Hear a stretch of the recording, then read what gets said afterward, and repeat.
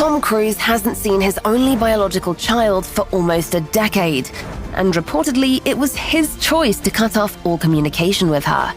But before that happened, Tom called Suri the greatest happiness in his life. She really is just magic, just real joy. Real joy. Yeah, just joy, she's joy. When Tom and Katie Holmes got divorced, Suri was only 6, and since then, Katie has had full custody. Although Tom was allowed to visit Suri a maximum of 10 days per month, he never did so. He wasn't even there for her during important milestones, like her first day at school. Later, the actor explained that he didn't go because she didn't ask him to.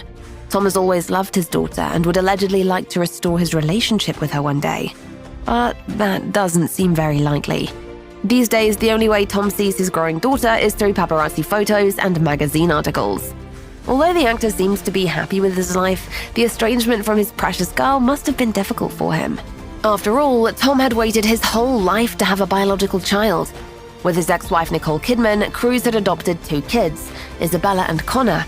He maintained a good relationship with them after the divorce, but still dreamed of having a baby of his own. When Tom met Katie Holmes and fell in love with her, the actor was on top of the world. Have you ever felt this way before?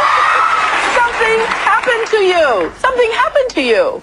I'm in love. And Katie sacrificed a lot to become Tom's wife. Being raised as a Catholic, she gave it up to be a part of Cruise's church. They quickly became one of the most beloved Hollywood couples and got engaged after less than 2 months of dating. Even before they tied the knot, Katie got pregnant. Tom was so ecstatic about the news that he even bought an ultrasound machine for them to use at home.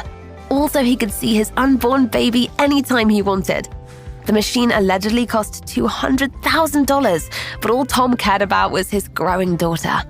Tom and Katie named their baby girl Suri, which means princess in Hebrew and red rose in Persian.